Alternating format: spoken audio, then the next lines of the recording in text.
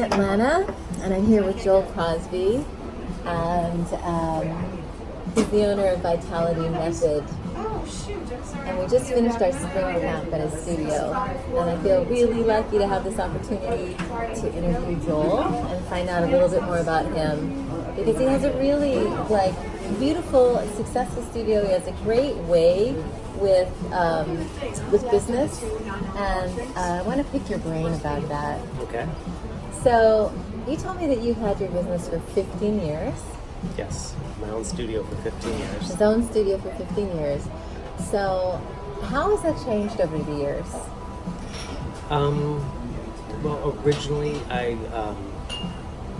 had different equipment, not classical equipment. Oh. Some of the ways I would teach Pilates weren't necessarily totally classical or authentic. I feel like you can see swearing right now. Yeah,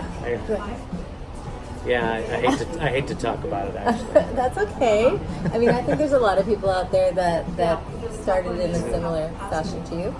But I knew, from the research that I'd done, looking at pictures of Joe, films of Joe, I wanted to teach like that. I wanted to find out, how he taught and what he was teaching, because I knew there was more, and I knew there was some truth there that I needed to find out.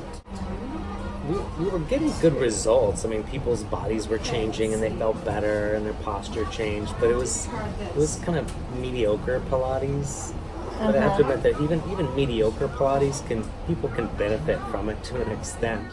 Okay, so once you figured out that you wanted to change the way you taught in your studio, and I've seen your studio, so I know you have a lot of classical equipment now.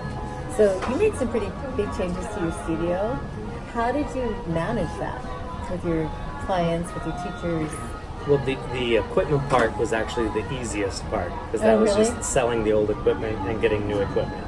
You didn't have That any was- protest?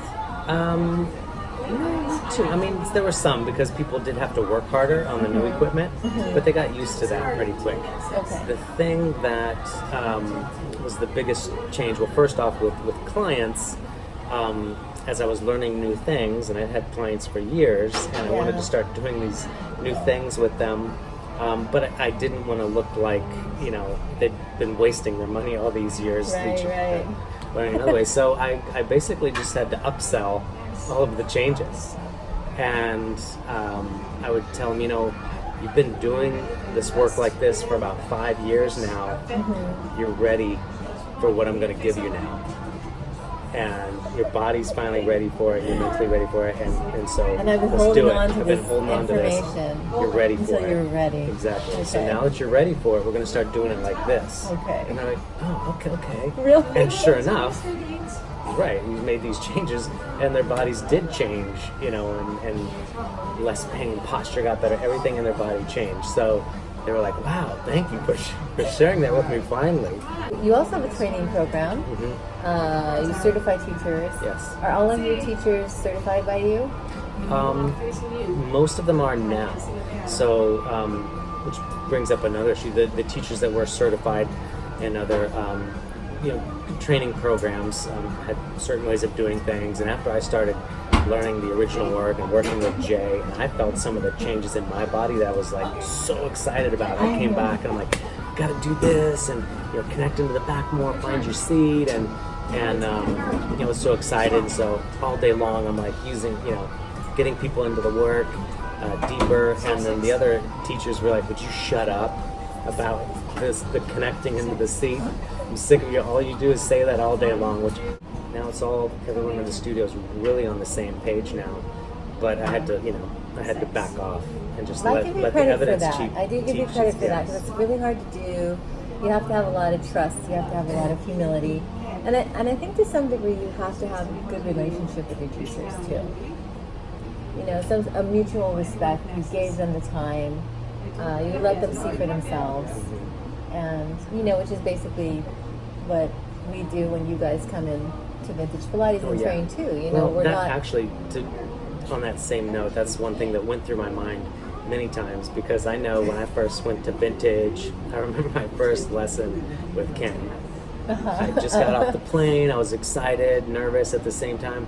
Got on that reform. I was just cranking that carriage back and forth. Right, you were showing it. You were giving it. And Ken was just very patient. And even the other teachers were looking at Ken like, aren't you going to stop this guy? And Ken's, he's like, we just got off the plane. He was so patient with me. And that scenario repeated itself many times where all of you were very patient with me. And so that was a good example. And so I tried to apply that to my teachers. It's like, I got to be patient, let them feel the work, see the work, see the evidence of the work, and just let them, come to those conclusions themselves. And it worked out.